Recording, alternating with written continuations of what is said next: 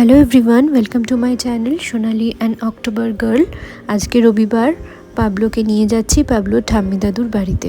অনেক দিন হলো যাওয়া হয় না, তাই আমার শ্বশুর শাশুড়ি বলল আজকে যেতে তাদের বাড়িতে।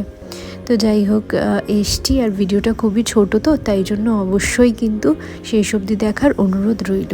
আর এখানে পাবলোর দাদু পাবলোর জন্য গান চালিয়ে দিয়েছে মোবাইলে, আর সেটা দেখে দেখে পাবলো নাচ করছে। টিভি দেখার তো একদমই বান্দা নয় আমার ছেলে, কারণ ইউটিউব তো এখানে আসে না টিভিতে। তো তার জন্য নিজের পছন্দ মতো কোনো গান পাচ্ছে না, তার জন্য ভরসাই হচ্ছে ফোনেই ইউটিউব খুলে সেই কোন গানে নাচবে তো সেটাই করা হচ্ছে। তারপর পাবলোকে খাইয়ে দাইয়ে ঘুম পাড়িয়ে দিয়েছিলাম, আর আমরা এখানে খেতে বসেছি। ডাল আর পাবদা মাছের ঝাল, আর আরেকটা মাছ করেছিল, কিন্তু ওই মাছটা আমি খাই না। বিকাল হয়ে গেছে, এখন ঘুম থেকে সবাই উঠে পড়েছি। আর এখানে পাবলো একটু বসে বসে মোগলি দেখছিল। প্রায় সময় হয়ে গেছে এখন বাড়ি যাওয়ার, প্রায় 4:30 সোয়া 4টে মতো বাজতে চললো। আর এখানে সেই ছোট্ট গোপাল ঠাকুরকে নমস্কার করে আস্তে আস্তে ছেলেকে নিয়ে এবার বাড়ির।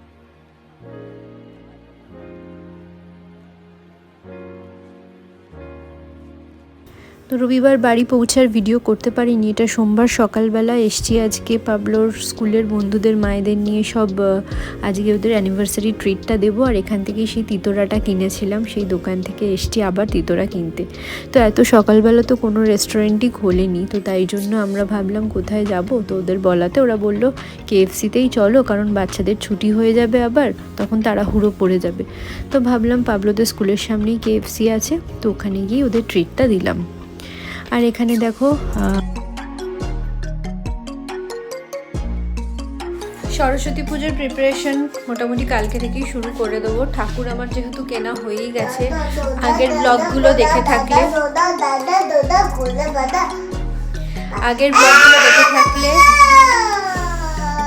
যখন দক্ষিণেশ্বর গেছিলাম তখন মা সরস্বতী কিনেই এনেছিলাম দক্ষিণেশ্বর থেকে।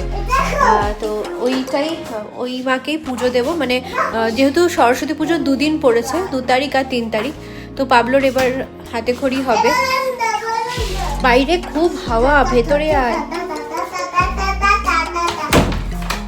এবার ওই জন্য ঠিক করেছি যে 3 তারিখে স্কুলে ওদের পুজো হবে, তো ওখানে হাতে খড়ি হবে। তো স্কুলে ওখানে হাতে খড়ি ওকে দিয়ে দেবো, আর 2 তারিখে আমি ঘরে পুজো দিয়ে দেবো, কারণ একদিনে দুটো একটু চাপ হয়ে যেত আর কি। বাচ্চাকে নিয়ে সকালবেলা স্কুলে যাওয়া, আবার বাড়িতে পুজো করা, তো ওই জন্য আমি ডিসাইড করেছি রবিবার দিনকে আমি বাড়িতে, আমার মা সরস্বতী আছেন, ওনাকে পুজো দেবো। আর সোমবারেরটা মানে 3 তারিখেরটা স্কুলে নিয়ে গিয়ে হাতে খড়িটা দেওয়াবো। আর এখানে এই জায়গাটা দিয়ে পুজোটা করব, এই জায়গাটা দিয়ে করব, কারণ আমার এখানে এক্সটেনশন কর্ড নেই, তো তার জন্য একটু লাইট লাগাবো। যে ওখান থেকে যাবে লাইটটা, ওই অত দূর যাবে, কিন্তু আমি এখানটাই বসাবো। আর সেই মেহগনি কাঠের টুলটা ওর বাবা অর্ডার দিয়ে এনেছিল, সেটা পেরে কালকে সব এই জায়গাটা পরিষ্কার করব।